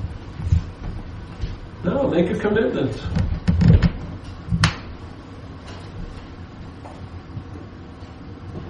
Make a commitment. Make a commitment. Of course, the selfing is going to say there's you making the commitment, but let the commitment made. When I realized how fucked I was, I made a commitment to recovery. I did. I couldn't let it be on the level of feeling because it wouldn't have stabilized. I had to say, I can't just do this when I feel like it because I'm fucked. So it was a very sobering event. I made a commitment to recovery. Yeah? It doesn't, and the willingness doesn't have to look enthusiastic. It's just willing. Yeah? This idea that, why is it that there has to be a someone to have a commitment. Can't there just be mind's commitment? Why is it always having to be a you that committed? Yeah. You don't see that as the interpretation? Mind commits. Mind does things here. Mind goes in one direction and not another. Mind goes this way and doesn't go that way. Why is it that we start thinking, oh, I can't, there's no one that's going? Yeah, but it's still going that way. But there was never a one that was going. So why can't people say, oh, there's preferences? You know? Preferences happen here. Yeah, commitments happen here. Yeah. I don't know. Sometimes I just think we miss the forest from the trees. I think we get stuck in like Advaita Pharisees. Yeah, we want to get the words perfect, but we miss the message. We miss the spirit of it. Yeah? This is a subjective language used by objects. You want to start a whole new language? Great, try it. But if not, don't get bound by having to say things perfectly. It's the message, you know. It's the living of the energy, not being right and being clear verbally or semantically. Yeah. One time I did a talk for a website, so I went there to see what they were like after I did the talk, and they had commentaries about everything that was ever said. Like 200 commentaries, and it was like non-dual dueling. It was like people, but you said I, you used the word me. I said, fucking unbelievable. Jesus Christ. You know what I mean? You missed the whole enchilada. But he said I, he mustn't be clear. Give me a fucking break. Jesus. Seriously. They're like sphincter muscles, they're closed. There's no one to take a shit, so there shouldn't be any shit taken. Oh, how's that going to work for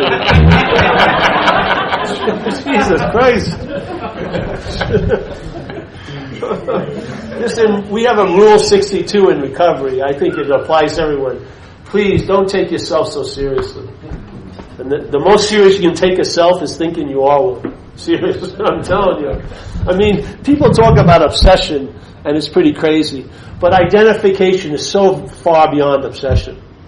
Yeah, it's like that lady who wants to be like the movie star, the starlet. So she starts dressing like her, starts going to the same places, tries to date the same people, and when it's not working out, she kills them all. And then she wants to kill her and become her. And you go, man, that was fucking crazy. We're past that point.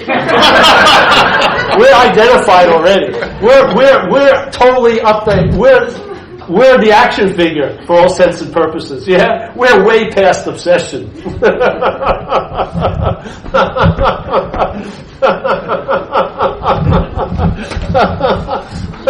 And if this is you, truly, you're going to want to work on it forever. You're going to find fault in it every fucking day, aren't you? There's always going to be someone clearer than you, or better, or this, or worse, or whatever. Yeah? This is always going to be like an urban renewal project. It's going to be never, the budget will just keep going, sucking all your interest and attention. And everything gets built will be unbuilt, and that's fucking crazy. But I'll tell you, if it ain't you, you'll call off the construction site. I swear to God, the building will stop. And you'll use that interest attention and spend it better in a different way. And maybe you'll just appreciate the empty space that was there instead of all the mental buildings you wanted to put on it. Yeah? Maybe you can get the sense of what you truly are, which is no-thingness. Yeah. But remember, when the mind meets no thing, it makes it something. When the conditional mind. And that's not the message. No thing is great because no thing is the gift that keeps on giving. Nothing. Yeah? Nothing is never ending. What can come out of nothing is forever. It's never ending. And we've all had plenty of something, right? And what did it add up to? Nothing. Why not start with nothing? That's all I'm, You're going to end up there anyway. With all your somethings, you're going to have to give up, and it's going to end up, hey, nothing. Nothing was the gift that kept on giving. Nothing. I can't believe it. You're going to suck out the last 15 minutes, aren't you? Yeah. All right, any more questions?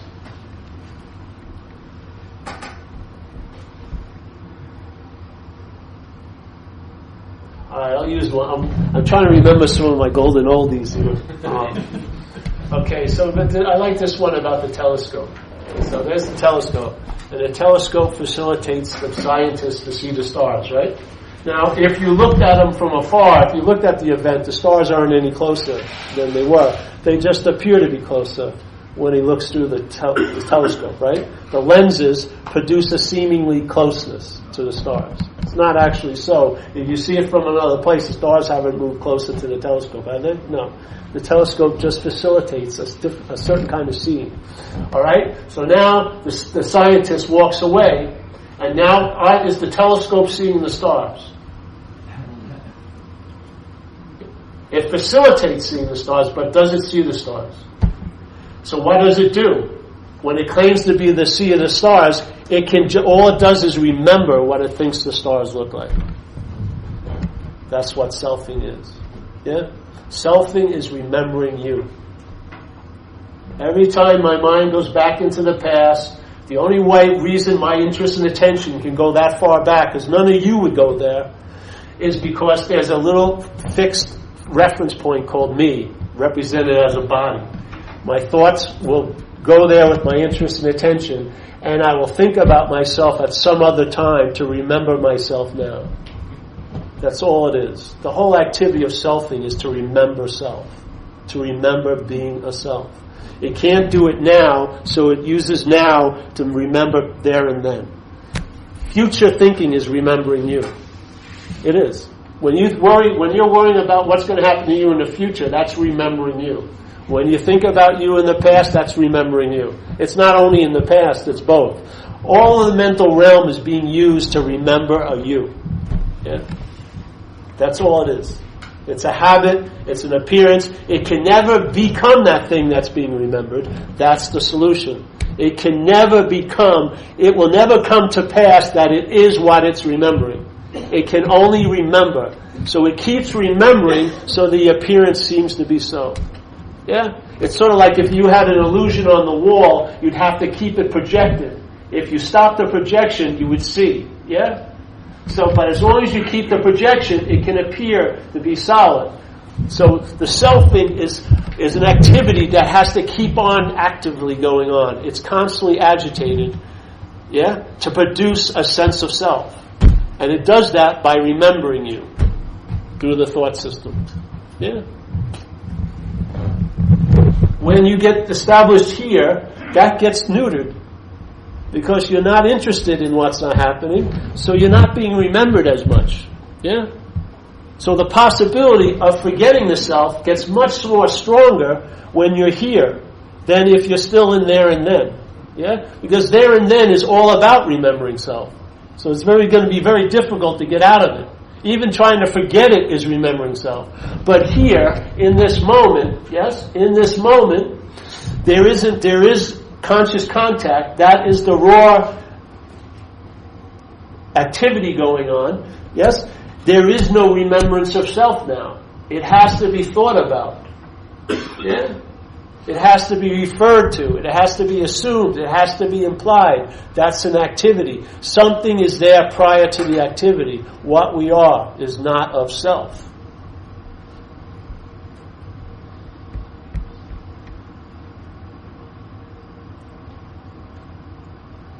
That's the whole thing about quote-unquote being here now, because if you at least land here, you can, the remembrance of you is what we were talking about, the forgetting of self, is when there's a lack of remembrance of self, yeah?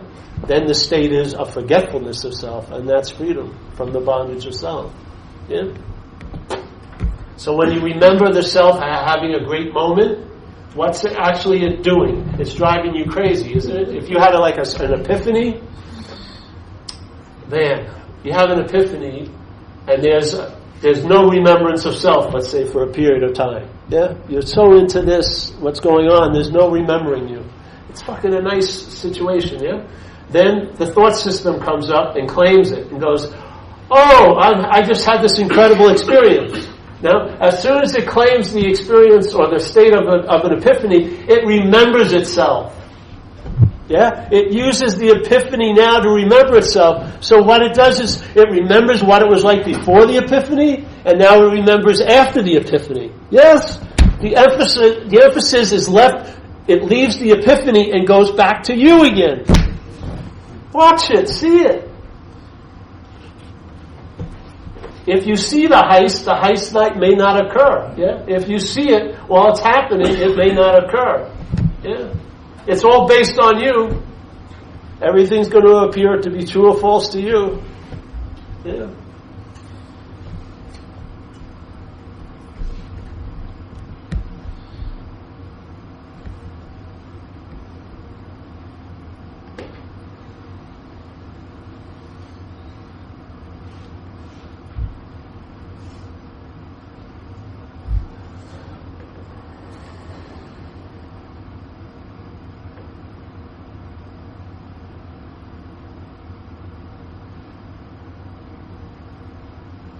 You know, there is no remembering of conscious contact. You sense conscious contact, yeah?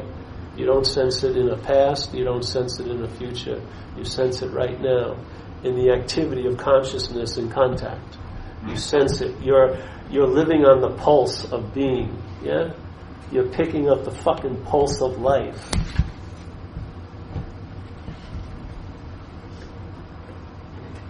And you demonstrate that. You're alive, you're awake, you're conscious, yeah?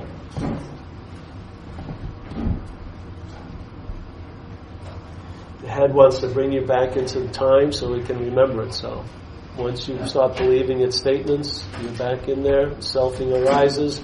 Now you're in the room, the 5 cent shade seems to have the power to block out the sunlight. Yeah?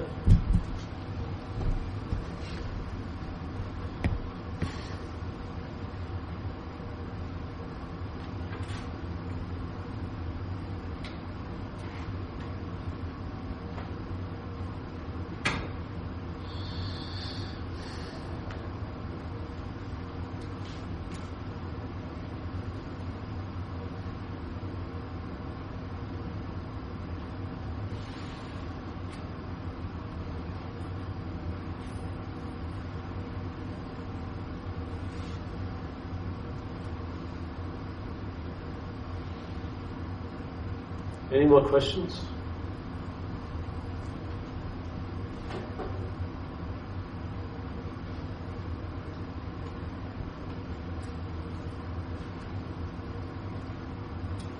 Thank you, Paul. Thank you. Thank you.